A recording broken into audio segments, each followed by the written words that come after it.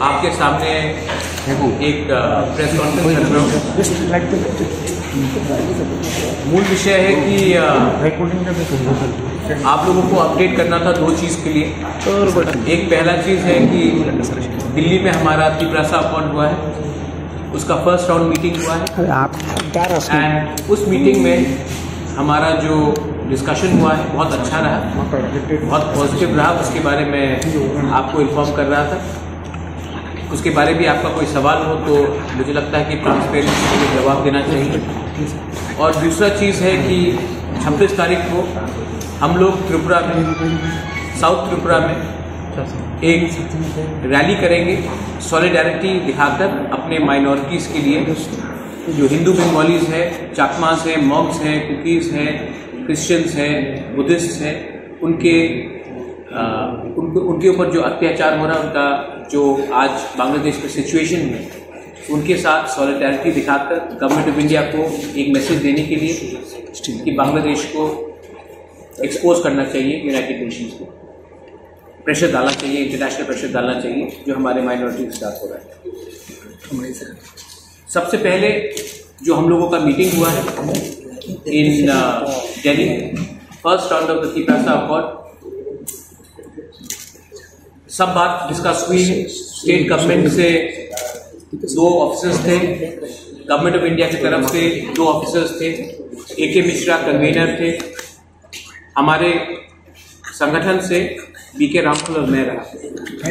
हमने सब इश्यूज में बात किया है और हमने और एक चीज डिसाइड किया है कि हर 2 महीने हम लोग मिलेंगे and we will discuss all issues relating to the constitutional rights, economic rights, political rights, land rights, language rights of the indigenous people of Tripura।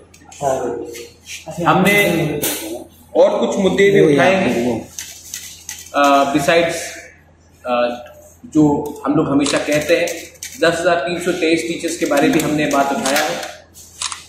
हमने और एक बात रखा है कि NLFT HTF अकॉर्ड के बाद 250 करोड़ अनाउंसमेंट दिया गया है, लेकिन बहुत लोग हैं बंगालीज एंड ट्राइबल्स जो इंसर्जेंसी में उनको बहुत खराब तरीके से इफेक्ट किया गया था, जिनकी जान गई, जिनका घर जल गया, जिनको बेघर कर दिया गया, दुकान जलाया गया, उनको भी कुछ मिलना चाहिए।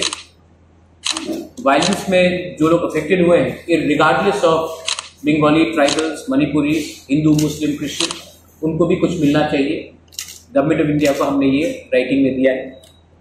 हमने तिपरासा के बारे में तो बात किया ही है, लेकिन हमने मणिपुरी कम्युनिटी के बारे में, उनको भी एक रिजर्वेशन मिलना चाहिए, उनका भी एक सीट बढ़ना चाहिए त्रिपुरा असेंबली में, उसके बारे में हमने बात किया है।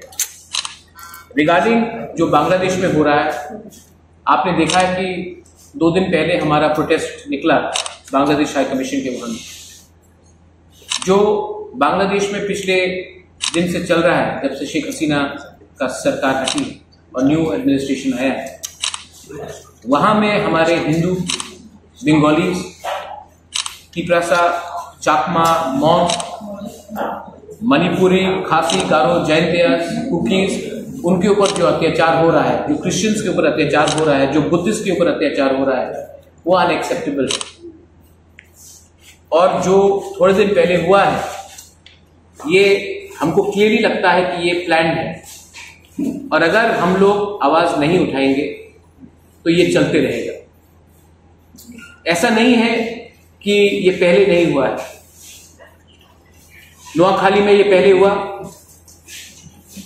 40s में हुआ, 50s में हुआ, 60s में हुआ, कुमिल्ला में हुआ, चाकला रोशनाबाद में हुआ, कप्ताई डैम की तरफ उस समय बहुत जनजाति को हटाया गया, बंदरबन में हुआ, खागड़ाछड़ी में हो रहा है।